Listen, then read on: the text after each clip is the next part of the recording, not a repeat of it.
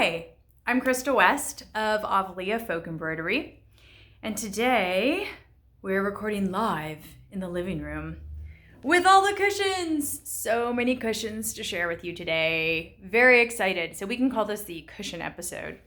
But for those of you first joining me, I'm KristamWest. I'm the owner and designer of Avlea Folk Embroidery. And where can you find me? You can find most of my stuff at the Avlea website. Well, actually, I think you can pretty much find everything that I do at the Avlea website. And that's www.avlea.embroidery.com. You can also follow me on Instagram at kristamwest. And I just started a Pinterest account. Still kind of filling that one out. There isn't a lot there yet, but if you kind of want to see what I'm being inspired by right now, then you can look at that. And that is the little @ symbol, Avlea Folk Embroidery. I think that's right. I should have checked that before I started the video, but there we are. So tons going on this month in Avlea. Lots of behind the scenes in this episode. Some of these designs aren't going to release till late September. But this at least gives you an idea of kind of where I'm headed creatively. So this summer has just been much more jam-packed than I expected.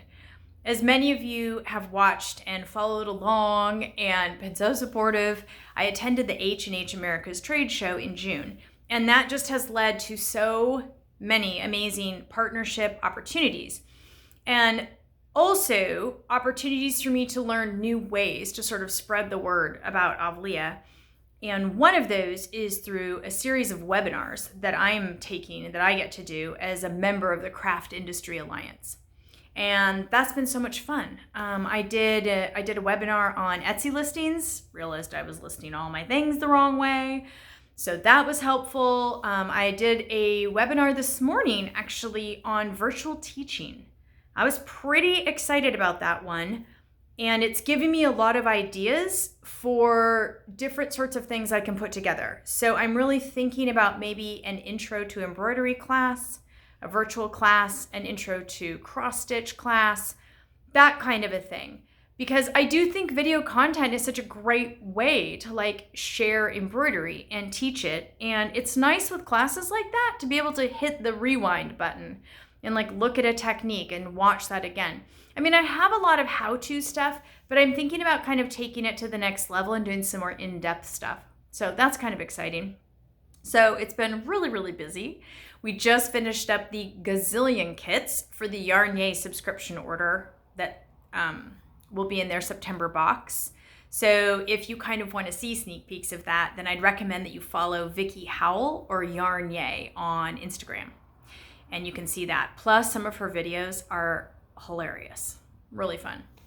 And I'm doing a lot of work with yarn stores and knitters lately. Last night, I lectured at the Fort Vancouver Knitting Guild in Vancouver, Washington. It was my first in-person lecture after COVID, and it was just a complete delight. It was so much fun. It was so great. I was a little bit concerned, hey, I'm here to cross stitch and it's a whole room full of knitters, but it was just, they were so welcoming and they really enjoyed learning about folk embroidery. And, a lot of the folk motifs, they go, they're in a lot of different crafts, a lot of different craft media. For example, you'll see the same kind of little border designs that we cross stitch, you'll see in Scandi knitting and things like that. So anyway, so it was really, really fun to get to spend the evening with them and start kind of getting back into in-person events. That was really fun. There's just an energy. I really like virtual, don't get me wrong. COVID and going to Zoom and doing a lot more stuff virtual really saved me from getting burned out. Up till then, I was speaking multiple times a year, usually on the East Coast, and dealing with the jet lag, the being away from my family. The travel was really starting to take a toll. So virtual is great, but doing the occasional in-person is really fun too. So, well, let's move on and look at these cushions. So, as many of you know, I have had a long dream to have my couch completely filled with Greek embroidery cushions, and now, people, I have met that dream. The cushions have arrived. Here we go. There's all the cushions. Okay, well, that's just a sewn cushion. So I'm already ooh, what other cushion can I make? because I want it just to be like cushion palooza in here. Because cushions, as most of you know who have watched me, are one of the main ways, one of the main sort of products that folk embroidery was used for. It was used for costuming, but it was also used for household items like bed tents, bed curtains, bed valances, and a lot of cushions, because you're talking about a type of housing environment in which everything is rough wood boards. And so there isn't a lot of like soft upholstered furniture. So you're basically turning your soft wooden, your wooden benches into a type of upholstered furniture with embroidered cushions. So my first cushion that I did a while ago, well, it's not my first. Yeah, actually it was kind of my first really big one, is my Corinthian bridal shawl cushion. Love her. Because you all know how I feel about outlining. And if you're new here, I love any design that involves outlining or back stitches. I don't know. It's just my jam. I love it. And I particularly like it on the traditional ground cloth because you can see it just adds so much interest to these designs and it really makes the colors pop. So very cool. This is Corinthian bridal shawl. This one actually has a cushion back kit that has like a coordinating paisley fabric that's available on the website too. So this was the first big guy. And so he was here kind of living his little lonesome life all by himself here on my couch. And I'd look at him and I'd both love him and feel reproached because I'd be like, I need more cushions. So the next one that came up, was the Santorini Stars, which I'm gonna grab real quick.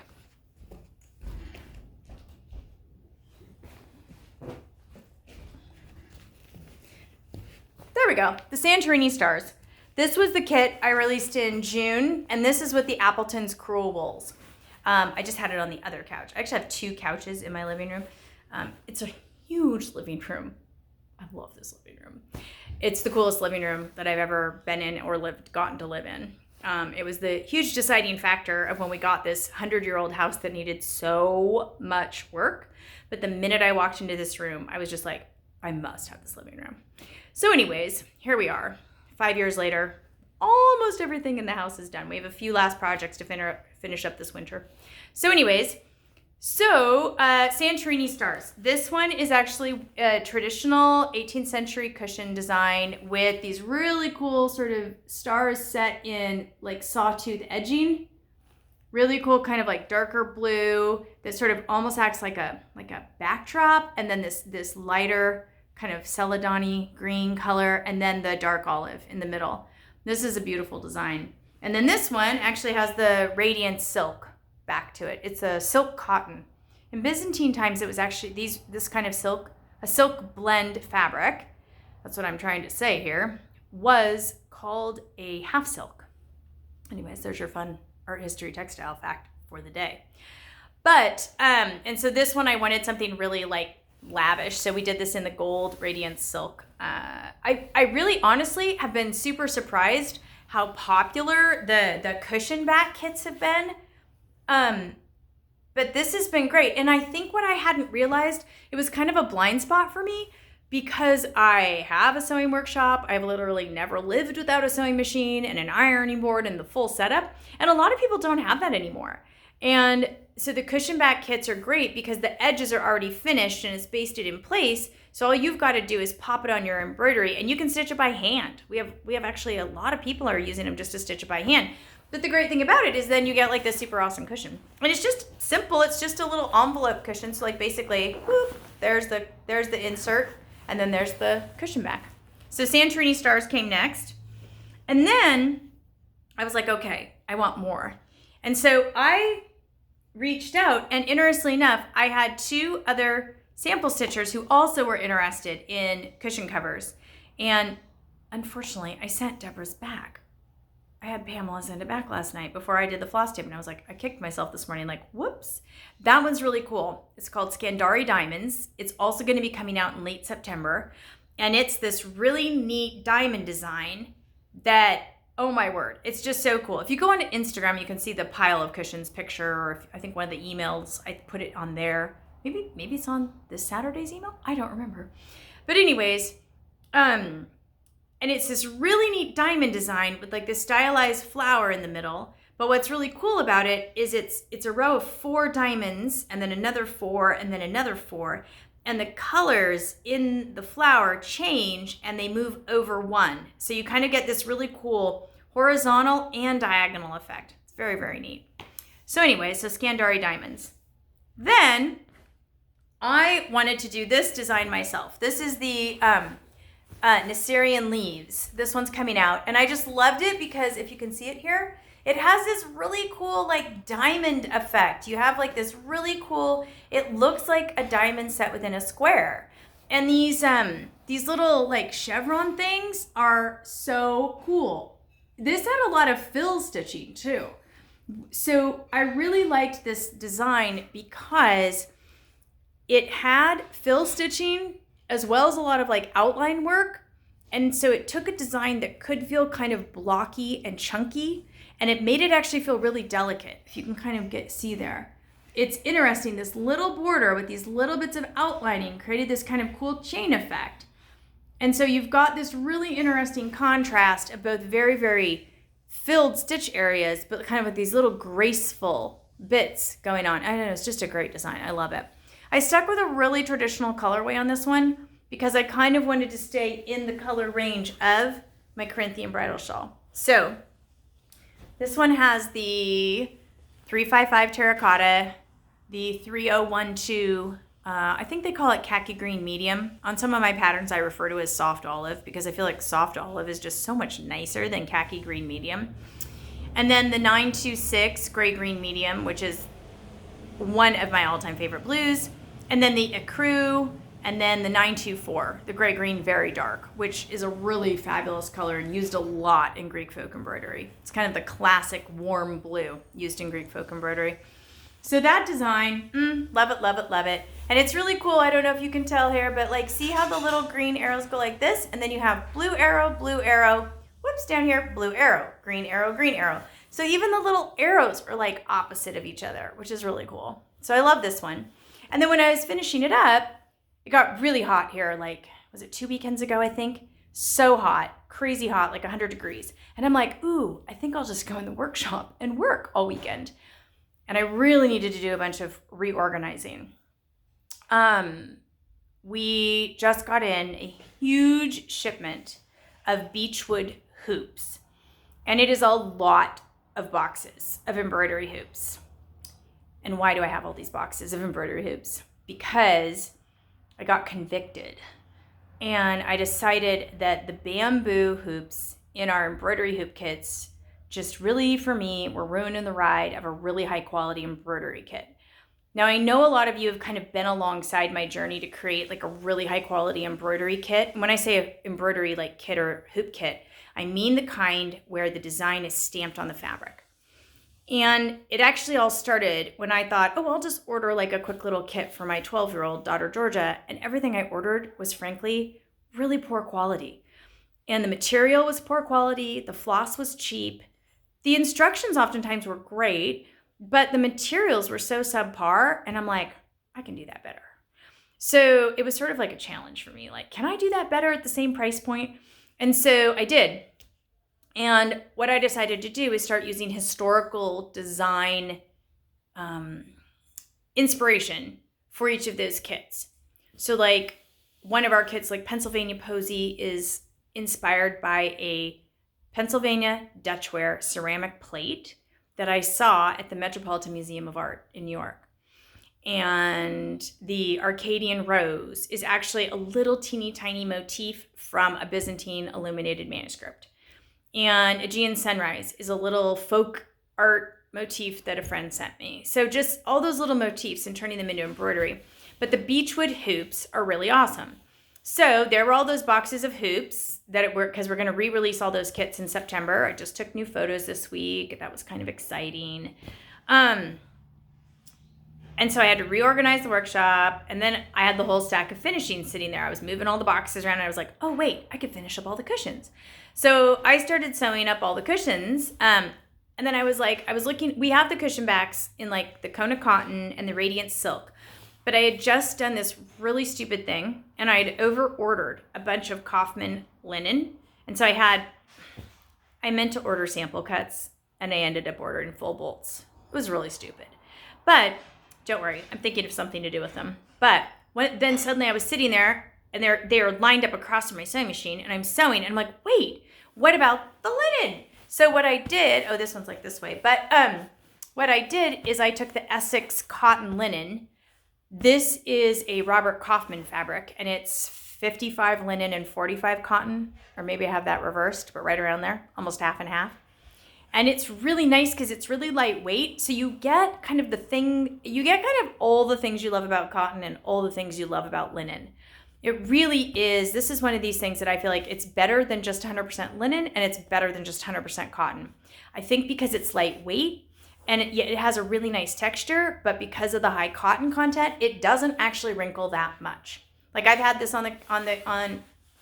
this is just like what it looks like. You can see it's a little smidge wrinkly, but if this was 100% linen, it'd be way more wrinkly. And I like this for the cushion back kits because it goes so well with the DMC floss colors and with the Mickey fabric. I'm gonna hold that up closer so you can see that.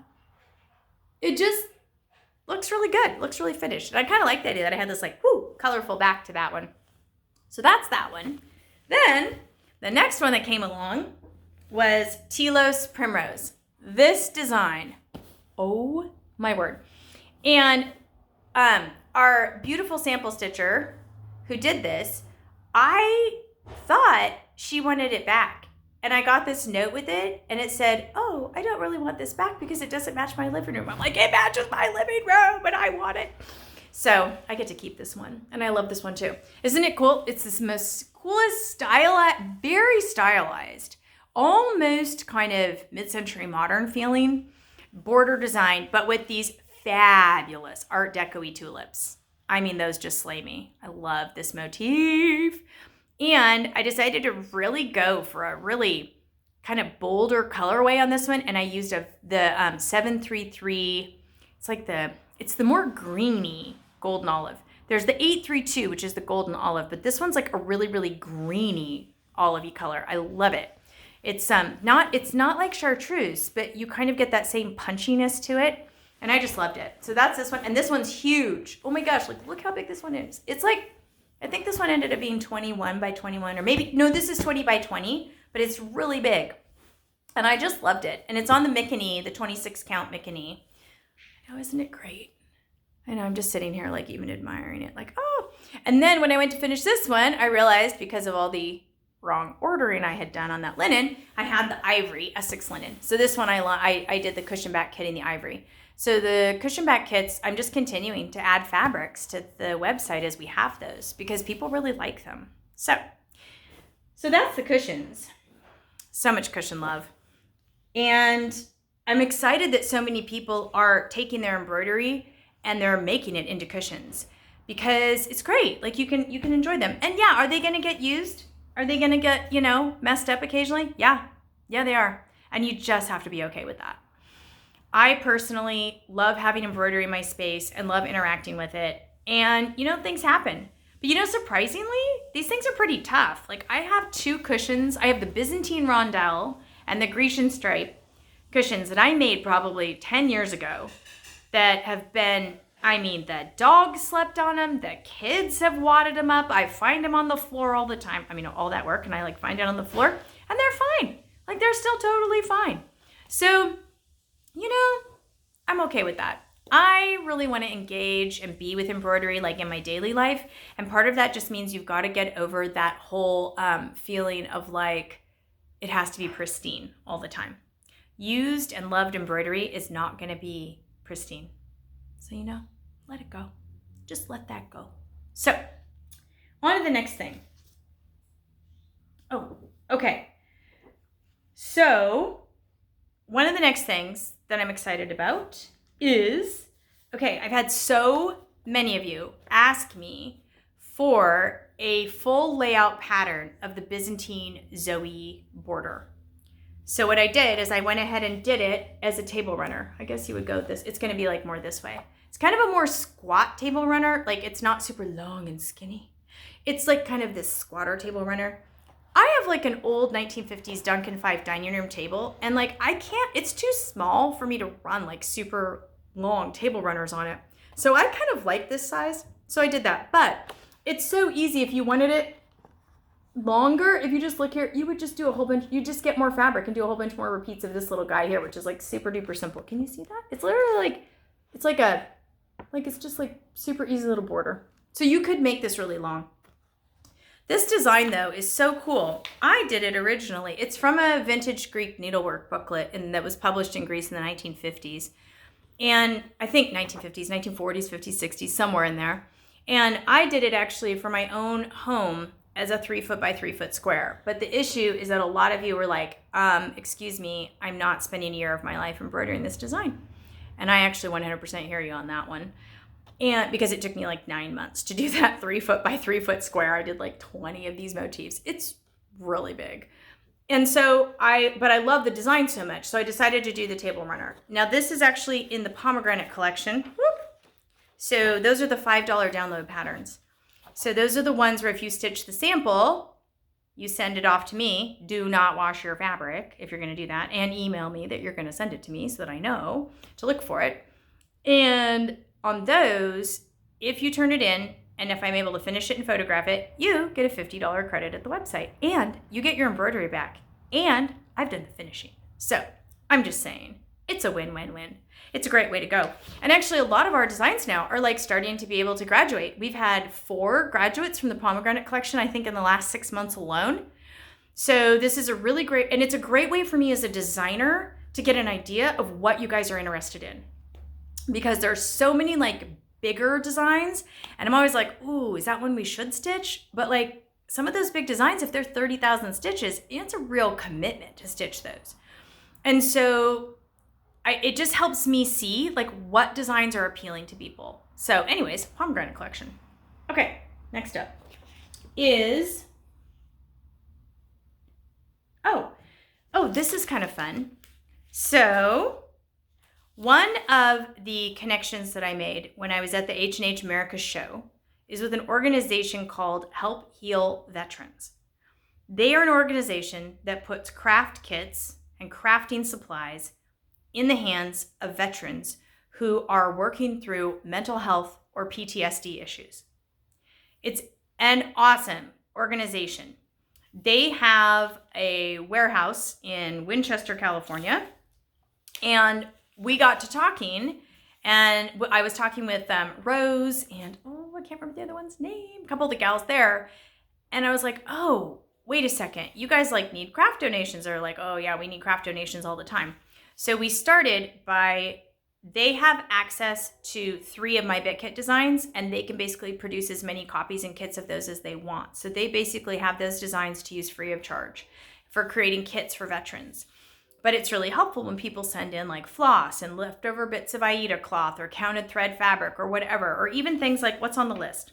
Little hoops. You know, sometimes we end up with a lot of hoops. Needles, sharps, tapestry needles, all that kind of thing. Counted thread fabric, floss, little embroidery scissors and snips, needle minders when you're cleaning out your needle minder collection. It's great. Magnifying glasses like readers, and then any like patterns you don't need anymore. But here's where I was like, okay, I'd love to tell Avlea people about this, but like, wait a second, we've got a great way to do this, because as most of you know, your Avlea order comes in this handy dandy little recyclable poly mailer. And there's 2 strips on it, just like tons of stuff you get from Amazon. And it's actually been pretty exciting. In the 4 years that we've been like shipping in these, I think I've had 1 return. People don't tend to do a lot of returns, so it's not like people reuse these mailers. And I suddenly realized, wait, everybody's got these mailers. So what we're gonna start doing is including this little insert in most Avlea orders that basically has the label at the bottom for basically you can take your envelope, fill it with your leftover floss, or when you're cleaning out your stash or whatever, just tape this to the front, boom, take it to the post office and ship it out, and you're like ready to go, and you can make a donation to help heal veterans. So I just thought it was such a great organization to support, and I also felt like it really helped people like clean out their craft stash. It was kind of great for everybody, and it reused a mailer so that you didn't even have to buy a mailer. So we're going to be doing that. So when you're ordering, start watching for those. And like, even if you have like, if you just have like, I don't know, 10, 15 skeins of DMC floss, it will literally cost you like $1 or $2 to mail that. So you can send that in. If down the road we may talk about actually including a postage paid label, but for right now, I can't really swing that financially to do that in every single Avlea order. But I'm watching and I'm kind of monitoring that to see if that's even a possibility down the road. So, Help Heal Veterans. And you can look at their website and see the work that they do. I love this, they call stitching and crafting the therapy not in a bottle. I love that. Actually, they were telling me this really poignant story when I was in Chicago and I was talking with Rose.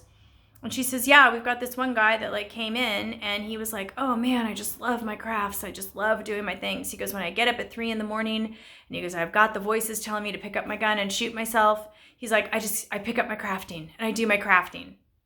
And as soon as I heard that story, I'm sort of like, okay, I think I'm in. It's just so needed. And the research is there. The occupational therapy world is really starting to embrace handwork and handcraft and embroidery and knitting and stitching and hand sewing and all of these things as a very profound tool for wellness and mental health. So I really felt like supporting Help Heal the Veterans and letting Avlea customers know about that through this kind of like reuse the bag program was really in line with like the power that I feel like there is in embroidery and handcraft. So that's that. What else have we got going? Oh, this is kind of fun. Little preview. I know I've been talking about the different fabrics from Greece, but Deborah so kindly, I've just been up to my eyeballs the last week, month, year. It's been a long time. But anyways, I have wanted for the longest time to actually on the Avlea website have on the fabric photos have a little design that's stitched the same on all the fabrics so you can really like compare and contrast. And so a couple of weeks ago, Deborah was like, oh, what can I help you with? And I'm like, oh my gosh, I actually really need this. So this is really cool. So Deborah helped by doing this, and I'll get these photographed in the next week or two and get these up on the website. But basically what it is for every fabric, this is the traditional ground cloth. Okay, there's the little border design. Here is the new traditional ground cloth in white. Ta-da. Oh, and by the by, as long as we're on the subject of this, I originally put this on the website as a 25 count fabric. And I kind of had this, when I first measured it, I had this moment like, seriously? One thread off? Are you kidding me? Like I have to redo the math for everything. Well, interestingly enough, I stitched 2 BitKits on this last week, over the last week or two. And I was like, wait, I'm gonna double check this. Sure enough, once I stitched on it and that little bit of action of stitching on it, I remeasured and it is a 26 count. So thank goodness for that.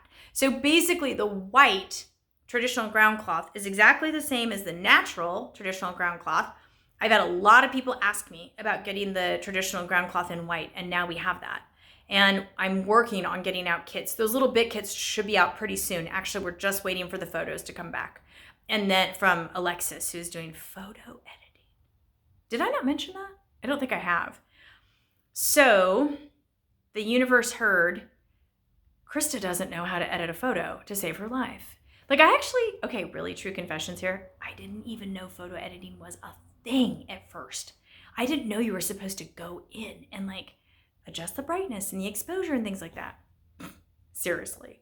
Anyways, so I've learned that. But I also get very, very overwhelmed by the photo editing because it's one of those things that I feel like it's like embroidery. I feel like if I had time to really spend at it, it's a craft, And it's like, I don't know how to do it and I'm not very good at it. So my good friend Alexis is a young wedding photographer on the East Coast. And she and I were talking and she's like, you know what? Hey, I'll just do your photo editing for you. And she's done it professionally. She actually was like a photo stylist for like Marvel or something like that. Like the superhero company, like with their product line. So she has a lot of experience. So Alexis is editing our photos now, which I am so excited about. Just because it'll help create it'll have better color clarity. Everything will be, as true as possible to the fabric and the floss. Of course, every computer monitor shows something differently, but it'll be a good starting point if we have kind of a general one person who's like doing the photo editing. Very exciting. So back to the fabrics. So the white TG and the regular. Then the Mickey, which is the new Mickey 26 count. So that's what it looks like there. Okay. And then, then we did it on the white Mickey because, you know, just everything. We did it on everything. Boop, boop, boop. There we go. But then I had Deborah work on the new Add a Key fabrics. Now, these are kind of different. I've shown these. Oops, there's one. Let's grab the other because you got to see them both together. These are the 18 count fabrics that I've been mentioning in the last FlossTube. I have more coming from Greece. Right now in August, it's the holiday shutdown in Greece, and so nothing really happens for like basically now until almost September. So my shipments should be coming in early September. But this fabric's really interesting. It is technically, let me see. Here, you know what I'm gonna do? Let me hold them up side by side. There we go. It is technically an 18 count fabric. So when you stitch it 18 count, that's what it's gonna look like. The advantage to it is that it is an over one thread when you're using it 18 count. So for people who are making the transition from Aida cloth to learning to work on counted thread fabrics, this is an awesome in between.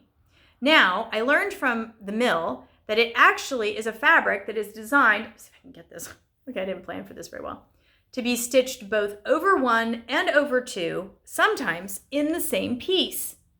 Okay, so you can stitch over two, and that's great, but you can also, and you get these kind of big fat squares, 9 stitches to the inch. It's got a real kind of scandy, folky feeling. But then you can also do over one thread with one strand of DMC floss, and you get this very intricate, also very folk look. Okay, so I just have a few yards of this coming in because I just wasn't really sure how much appeal this would be to people. I just love the colors. And I don't know about your screen. My screen is showing this. This is a pretty true terracotta. Very true terracotta color. It's definitely a red-orange, really nice terracotta. And this is the most like gorgeous turquoisey blue. Really like just straight up turquoise blue. Really beautiful. So those fabrics will start being available on the website, again, probably early September. And then I'll probably design, you know, a BitKit or something small. Because I like in all the fabrics to have a BitKit so that if you are like, well, I want to try out the fabric, not sure I'm going to love it, you can like do a small BitKit and see if you like it. So what else is on the list? Okay. Oh, coming out very soon. The next release coming out is hang on, 2 things. Is the Byzantine band sampler, which I showed in a previous FlossTube. It is currently packed for the Embroiderers Guild of America National Seminar. But I can show you the really cute BitKit Blue Poppy. Now, when I first started making kits for Avlea, I started with 4 BitKits and 3 what we call bit bags. And they were a BitKit, but what it was a kit that makes a little drawstring bag. They weren't that popular until like I put them on the sale page and everybody's like, what? This is a bag? I didn't realize it was a bag. The lining fabric's in the kit. And then suddenly they were like super popular. We sold out of all of them. So for the last year, I've wanted to kind of re-release one. So this is actually one of the borders from the Byzantine band sampler, but in the bit bag. And this has that same really cool that Greek lined bag technique where basically you sew, it's very easy. And all the instructions are in the kit. Plus there's extra floss to create like the little braided cord at the top. So you have this like cute little, for me, I use it for my eyeglasses because I have to switch to my magnifiers every time I'm stitching. So these little bags for me, I love these bags. Plus they're great to put your little tools in or pencils or give as a gift or whatever. So this is the BitKit Blue Poppy.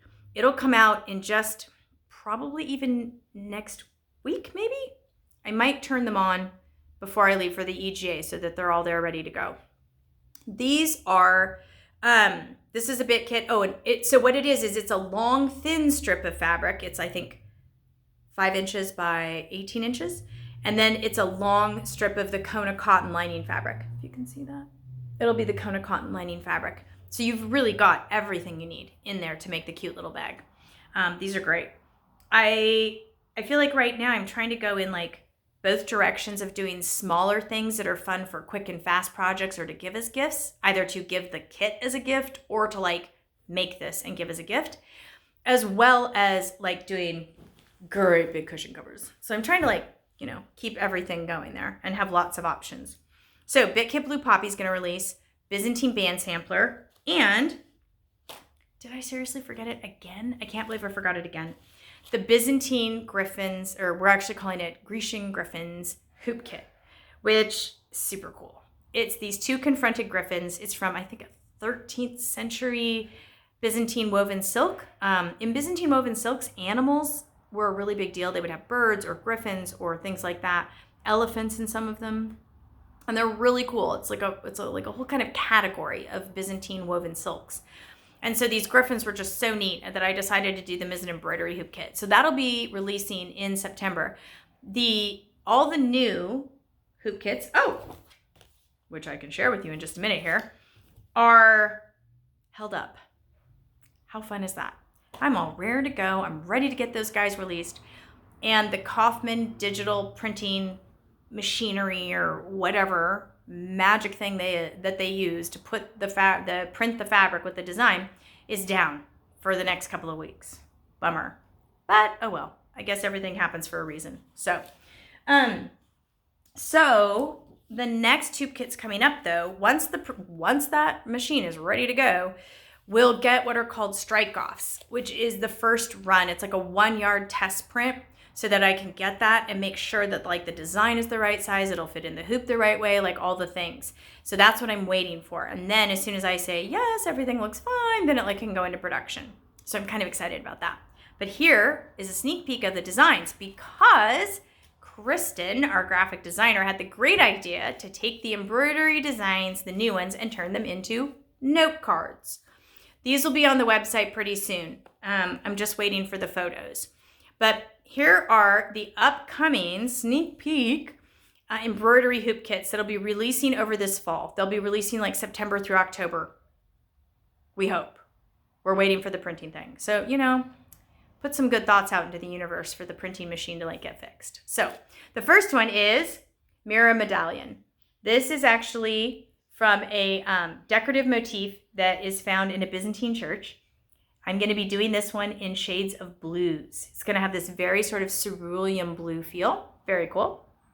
And as you can see, the note cards are actually printed, they're printed on really beautiful paper. They come with the envelopes. And then the back basically tells the name and then gives a little description about it, about the piece, like where it comes from. And they actually can be colored. So, and they can also go like this way or they can go this way. And they're going to be, there's 8 per pack and they're $10. So it's like, yeah, there's 2 of 4 designs. The next one is Canterbury Leaf and Scroll. This one's really great. I love this one. Okay. This one actually is from wood carving panels from the English Gothic era. So this one kind of comes out of wood panels and like decorative motifs they would have painted in like big English castles and things like that. Very cool. Okay. Then the next one is, Byzantine Palmette. This one is so neat. I love this one. This one's actually from a Byzantine-inspired carpet from the 18th century. This one I'm going to do in that really classic Byzantine palette of the terracotta, the black, and the gray-green medium. So this one's going to be really, really fun. And then the last one, which I love, and actually, okay, I kind of included this one for Kristen because Kristen, our graphic designer, is actually Scottish. And to the point where actually she wore a plaid at her wedding. So cool. So this one is the Scottish Rose design. And I love this one. This is going to be one that is going to have a lot of satin stitching and Romanian couching. So it'll be a really great way to like work on those stitches. So anyways, that's the note cards. Those are coming. Like I say, it's been really busy around here. But I feel like there was something more I wanted to tell you about. The note cards, we've got all that. I have my little list here that I have to like, here's the list. And then basically just kind of, I know I was going to show you. Okay, this is really, really early days, but I'm too excited about it that I just had to share. So some of you have seen, some of you know Rachel Pogis, who lives in Athens and is an Avlea stitcher, and she oftentimes will post on the courtyard. She has been just such a wonderful resource for me and for the Avlea community because she's sort of like, boots on the ground, stitching in Athens. So when I have questions and things like that, I'll ask her like, okay, well, what do you think about this? Or have you seen this or whatever? So she's been a great resource. Rachel and I are actually working right now on coming up with a list of things to see and visit in Greece if you are traveling to Greece as a stitcher. So that's going to be fun. We're going to post that in the courtyard probably next month or so. But a while ago, she shared this picture of this table scarf that she had gotten in, I think it's from the 1970s in Greece. She said she got it a long time ago. She didn't make it herself. I believe she purchased it. And it just has taken my fancy. It was this super interesting color block design. I'd never seen anything quite like it. It was totally modern and yet extremely folk embroidery. And I fell in love with it. So I finally started charting it this last week. And this is just a small segment of it. It's really different than anything else I've done. It has, of course, my favorite outlining. And so, but what's really cool is that it's got these rotating blocks of colors and it has like a dozen colors in it. And what's hard to see in just this small bit that I've worked, what's super cool is the terracotta goes like this in the design, okay? And then the colors go on this angle. And you just keep adding the colors and they slowly create a rainbow effect across the design. Originally, I was gonna do it just the same size, which was 16 inches long. Anyways, and I decided to go ahead and do 2 full repeats because I want it to be like a long table runner. So what I'll probably do with this one is release it in like a long and a short version because that way you can decide which one you wanna do. But I am having so much fun with this. The only thing is that when I'm set up for stitching, what I've had to do, and I'm sure probably a lot of you already do this, but what I do is I keep essentially a floss palette next to me because it's such a pain to have to rethread your needle all the time. So I just take a scrap piece of fabric and I have a whole bunch of needles and basically one color is assigned to every needle and I just leave that next to me so that I can just quickly pick up the needle I need. And so it's sort of like my little working palette. And I was thinking actually when I had this, I was like, wow, I should embroider one of those and like make myself a little embroidery palette thing that actually looks nicer than just a scrap of fabric. So that might be coming, who knows? Okay, oh, actually here I have, wait, do I have the whole pattern? Okay, I'll show you the whole pattern. I do have it. Here is the whole pattern. Isn't that the coolest? Oh, I love it, I love it, I love it. And I'm working on the traditional ground cloth. And I actually haven't worked anything on the traditional ground cloth for a while because I've been madly sample stitching on all the new fabrics. So it kind of feels like I'm having this like rapprochement with like the fabric that started it all, the traditional ground cloth. And that's been really fun. Plus I really just love stitching on the traditional ground cloth. I still really love the texture of it. I love the kind of folk quality of it. And I love that it is so easy to see the stitches. Because I am also working concurrently on the Thracian rose design. It's on 32 count linen and I'm like, oh my word. I feel cross-eyed like after I work on it. So I do kind of feel the limitations of my age.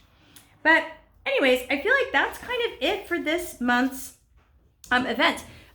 What's going on at Avlea. The only upcoming thing that's happening soon, and I think I mentioned it, but I'm going to the Embroiderers Guild of America, the EGA National Seminar that's happening in Manhattan. I'm actually getting to stay at a hotel in Times Square, which is pretty exciting. So, and they invited me to show Avlea at their marketplace event. For one evening, they have like a marketplace event where different designers come and show their stuff. And they invited me. It was great. I got picked by the cool kids. It was so lovely. So anyways, the cool embroidery kids. And so I'm going there, I'm flying out, but I decided too, like as long as I was gonna be there, I just tacked on the extra 2 days so that I could take a class myself. So I'm taking a 2-day gold work class. And I haven't done any gold work for a really long time. I took a class in my probably early 20s, and I haven't done it since then. So I'm really looking forward to it. It's the Japanese plum blossom class. So I intentionally picked something that was completely different than like any of the stuff that I do with Avlea. So I'm excited about that. I think it'll be really fun. So that's what's going on in the wonderful world of Avlea. It's busy as usual.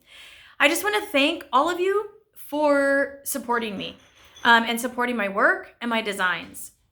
This summer with going to the H&H America show and all of the opportunities that have come out of that, it has just made me feel so grateful and just so thankful on such a deep way for everyone who's been supporting me, and especially those of you who have supported me from the very beginning and were like, yay, we love your designs, yay, keep doing this, and would give me encouragement and things like that, because I wouldn't be sitting here. I wouldn't be here with all the cushions if it wasn't for you. And I feel like you've just really, when you purchase a kit, when you send me the nice emails, when you do this kind of stuff, you are furthering folk embroidery in the world. And you know what? We are doing it. Like, we are totally bringing back folk embroidery in America. Whew! I almost feel like you guys remember the movie The Incredibles? I love the Incredibles movie. And when at the very end, Dash, the little kid, falls back, he's like, best day ever, I love our family. I'm like, that's kind of how I feel about Avlea and the Avlea stitching community. Best day ever. We are really bringing awareness of folk embroidery to the greater stitching community, to the embroidery community, to the knitting community, to now the needlepoint community. And I feel like we are reviving. We are reviving these ancient crafts together. It's just awesome. It's so amazing and awesome. And it's all because of your support. I mean, I could sit here and stitch all of these and they could live in my living room for, forever. And then, my kids would have to figure out where they go when I die, Or we can all be like stitching lots of things and getting it out there and having people see them and go, ooh, folk embroidery. It's so cool, because yes, it is. So I just want to thank you for all of your support and for allowing me to have the opportunity to continue creating and reinterpreting and inspiring new folk embroidery to happen. So thank you so much. Thank you for being with me. I hope you have a really great rest of your summer.